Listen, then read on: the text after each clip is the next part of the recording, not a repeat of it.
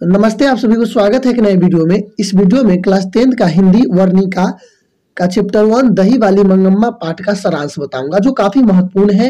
Exam में इससे बहुत सारे क्वेश्चन रहता है, तो प्लीज आप लोग इस वीडियो को अंत तक जरूर देखें और कुछ ही देर में आपको इस चैप्टर के पूरे प्रश्न उत्तर का हल कर सकते हैं। तो प्लीज आप लोग इस वीडियो को अंत तक जरूर देखें और इसको ध्यान से सुनिए। आपको सिर्फ सुनना है अच्छे से, उसके बाद क्वेश्चन एक भी नहीं बचेगा। और मान के चलिए बोर्ड एग्जाम आप देने वाले हैं तो पांच कम से कम 5 नंबर तो इस चैप्टर से आ ही जाता है, ठीक है ना। तो प्लीज आप लोग अंत तक इस वीडियो को जरूर देखें और वीडियो पसंद आएगा तो वीडियो को लाइक और नए तो चैनल को सब्सक्राइब जरूर कीजिए। तो चलिए सबसे पहले देख लेते हैं लेखक परिचय, यानी दही वाली मंगम्मा पाठ का जो लेखक परिचय है उसको हम देख लेते हैं। देखिए, लेखक जिनका नाम है श्रीनिवास, उनका जन्म 1891 में हुआ था और जन्म स्थान कहाँ है? कोलार कर्नाटक में है। पूरा नाम वेंकटेश अयंगार है और हिंदी अनुवाद इस कहानी को, यानी जो दही वाली मंगम्मा है, इसको हिंदी में अनुवाद BR नारायण ने किया है। समझ गए ना? तो इतना चीज आप समझ गए। लेखक कौन है? श्रीनिवास है, ठीक है। इनका जन्म कब हुआ था? 1891 में हुआ था। कहाँ हुआ था? कोलार कर्नाटक में हुआ था।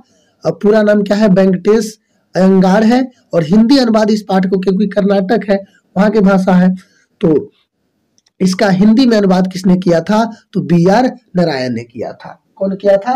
BR नारायण ने किया था। प्लीज जो भी स्टूडेंट है लाइक शेयर करते रहिए और अंत तक देखिए। किसी तरह से कोई समस्या होगी तो प्लीज आप कमेंट करके हमें जरूर बताइएगा। काफी महत्वपूर्ण चैप्टर है, ठीक है ना। बहुत सारे क्वेश्चन इस एग्जाम में रहता है, 5+ मान के चलिए इसमें रहबे करता है, ठीक है।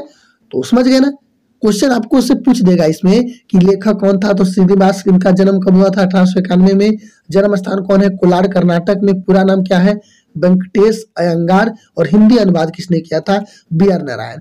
कहिएगा सर इसका लेखक तो ये है, तो इसका हिंदी अनुवाद के मतलब क्या होता है? जैसे लेखक आप पढ़िए कहाँ के है, ये कोलार के है, यानी कर्नाटक। और कर्नाटक में कौन भाषा बोली जाती है? कन्नड़। तो जो वहां कहानी लिखे होंगे वो तो कन्नड़ भाषा में लिखे होंगे, तो हिंदी में तो समझ में नहीं आएगा आपको, हिंदी अगर जानते हैं आप तो इसीलिए इसको हिंदी में कौन किया है?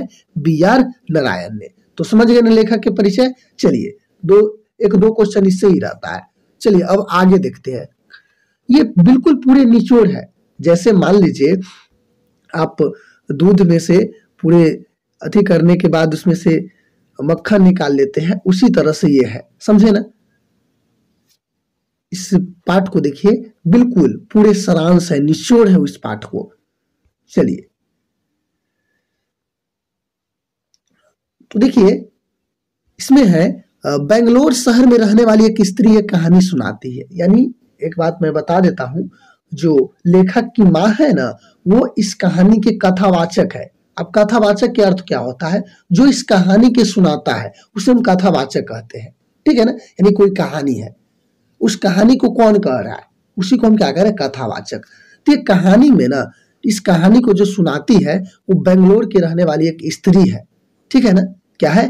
स्त्री है, जिसको इसमें अम्मा अम्मा कहा गया है, ठीक है। वह एक बच्ची की माँ है। मंगम्मा नाम की स्त्री अपने गांव से रोज दही लेकर बेंगलोर आती है और वह एक बच्चे की माँ है, उसका एक बेटा भी रहता है। मंगम्मा नाम के स्त्री अपने गांव से रोज दही लेकर बेंगलोर आती है। आप पता होगा, पढ़े होंगे तो, मंगम्मा रोज दही लेकर कहाँ आती है? बेंगलोर। और उसके घर भी दे देती है, यानी अम्मा जी, यानी उस माँ जी को, सॉरी माँ जी उनको कहते हैं, याद रखिएगा इस कहानी में उनको क्या कहते हैं? माँ जी कहते हैं। तो उस माँ जी को घर दे देती है, घर भी दे जाती है। कौन? मंगम्मा। मंगम्मा का पति गुजर चुका है, यानी उसका पति मर चुका है। वह एक बेटे की माँ है और एक पोते की दादी है, यानी मंगम्मा का एक बेटे भी है और एक पोता भी है। और एक दिन तो एक पोता है तो उसको एक बहू भी है। तो एक दिन उसकी बहू ने किसी बात पर अपने बेटों को पीट दिया। यहीं से महाभारत स्टार्ट होता है वहां के इस पाठ में, कि एक दिन उसकी बहू ने किसी बात पर अपने बेटों को पीट दिया। मंगम्मा ने इस पर बहू को टोका तो बात बढ़ गई। यानी क्या हुआ कि एक दिन इसकी मम्मी यानी उस इनका बहू अपने इसी को पोते को मारा। मारने के बाद क्या हुआ, मंगम्मा उनको मना किया तो इसी से बात बढ़ गई, ठीक है। और इतनी बढ़ गई कि बेटे बहू और मंगम्मा ने अपने खान पान अलग कर दिया। उसके बाद इतना बढ़ गई बात दोनों में कि ये अलग हो गया, दोनों बेटा और माँ क्या हो गया, अलग, और खान पीन सब अलग हो गया। उसी गांव के रंगप्पा की नजर मंगप्पा के धन पर पड़ी थी। बिल्कुल निचोड़ है, देखिए ना। तो उस गांव में एक रंगप्पा, अलग हो गई अब मंगम्मा। उसके बाद उसी गांव के एक व्यक्ति था जिसका नाम था रंगप्पा, जो एक जुगाड़ी था। उसका नजर धन पर पड़ी। किसके धन पर, मंगम्मा के धन, क्योंकि मंगम्मा दही बेचती थी तो उसको तो अब अलग रहने लगी, आपको पता है। तो उसके पास तो पैसा भी था, तो उसका नजर रंगप्पा को पड़ा वहां। वह बेटे बहू को खिलाफ मंगप्पा को कान भरने लगा।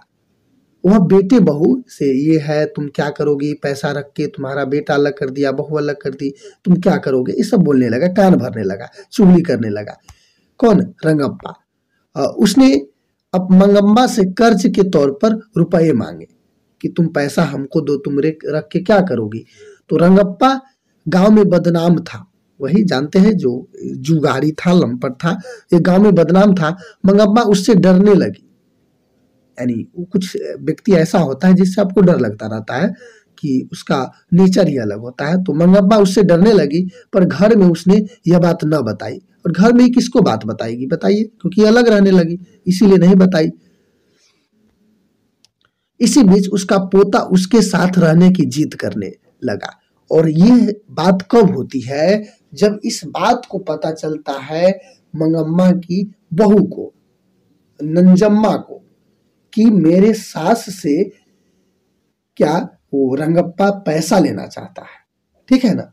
तो अपने पोतों को, वो अपने बेटों को उसी को पास रहने के लिए भेज देता है। यानी उसका पोता अब चलाता है जिद करने किनके पास, मंगम्मा के पास, कि हम भी आप ही के पास रहेंगे।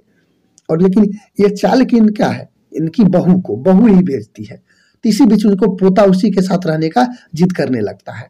वह माँ बाप के पास जाने के तैयार ना होता है, क्योंकि भेजा ही रहता है कौन, मम्मी पापा उनको।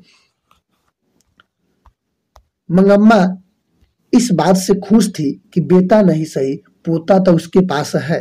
ये खुश भी थी, लेकिन इसमें इसका साइकोलॉजी अलग था। आपको पता है ना कि वो जब पता हुआ रंगप्पा के बारे में कि रंगप्पा मंगम्मा से पैसा चाहता है, तब जाके अपने वो बहू ने अपने बेटों को समझाया और कहा जाओ दादी के पास रहना, ताकि फिर वो आ जाएगी ना तो पैसा कोई ले लेगी। उसको भी लालच था। अब पोता तो उसके पास है, पर अब उसकी समस्या दही बेचने जाने की थी। अब उसके पास समस्या हो गई, अब छोटे से बच्चा था, उसको लेकर रोज आना जाना ये तो मुश्किल काम था, ठीक है ना। तो वह दही और बच्चों दोनों लेकर नहीं जा सकती थी। अब इतना मतलब रोज रोज दही बेचने जाना होता था, उसी में बच्चे को कैसे ले जाएगा। तो बच्चों को वह माँ के पास छोड़कर गई, किंतु 2 दिन के बाद बच्चे ने भी बेंगलोर जाने को जिद पकड़ ली। फिर छोड़ देता था, लेकिन 2 दिन बाद फिर वो बच्चा जिद कर दिया कि नहीं हम भी जाएंगे, जिद वो कर ले। ये बात कौन सिखाया, इनकी मम्मी बच्चे को, यानी मंगम्मा की बहू ही, ठीक है ना। मंगम्मा ऐसा नहीं कर सकती थी। और मंगम्मा जब जिद करेगा वो बच्चा, तो क्या आपको बताइए कुछ ऐसा काम है जिससे के सामने आपको कोई जिद करने लगा, और जो काम आप नहीं कर सकते हैं और उसका सोल्यूशन कोई दूसरा है, तो सोल्यूशन दूसरे न कीजिएगा। तो वही बात है इसमें कि जब इसका पोता जिद करने लगा कि हम भी जाएंगे, तो मंगम्मा ये तो नामुमकिन काम था, उसको रोज रोज ले जाना, कैसे ले जाएगा, कैसे लाएगा। तो अब मजबूरी में क्या करना पड़ेगा, इसको फिर से बेटा में रहना पड़ेगा। तो मंगम्मा ऐसा नहीं कर सकती थी, और उसके बेटे और बहू ने अपनी गलती मान ली। तब फिर बेटा और बहू आई और उसने अपनी गलती मान ली कि जो हमसे गलती हुई है उसको मतलब माफ कर दीजिए, और उसमें अपने गुस्सा छोड़ देने के लिए कहा कि आप भी अपने गुस्सा खत्म कीजिए। मंगम्मा भी मान गई। अब ये भी मान गई, सास को काम अब उसकी बहू ने संभाल किया, और बहू ने ये भी किया कि आज से मैं ये काम मैं करूंगी, ठीक है ना। कौन, बहू नंजम्मा, ठीक है ना। कौन कही, बहू नंजम्मा, कि अब ये काम मैं करूंगी। मंगप्पा घर पर रहती है और बहू दही बेचने जाती है। उसके बाद मंगप्पा कहाँ रहती थी, घर में रहती थी, और उसकी बहू नंजम्मा कहाँ जाती थी? दही बेचने जाती थी। ठीक है, अब पोते भी दादी के पास यूं ही नहीं गया था। अब देखिए क्लियर अब कर रहा है, क्लियरिफाई। कहीं नाराज मंगप्पा के पास पैसे न हड़प ले, इसलिए उसने पोते को दादी के पास भेज दिया था। कौन? उसकी माँ बच्चे को, ठीक है ना, अपने, ताकि घर के उसकी ममता बनी रही, क्योंकि भेज देगा ताकि घर से ममता बनी रही, ताकि वो पैसा किसी दूसरे से नहीं देगा। तो समझ गए, क्लियरिफाई हो गया कि किस लिए भेजा गया, क्योंकि नंजम्मा को डर लग गया था कि कहीं क्या मतलब उसको पैसा न हड़प ले कौन?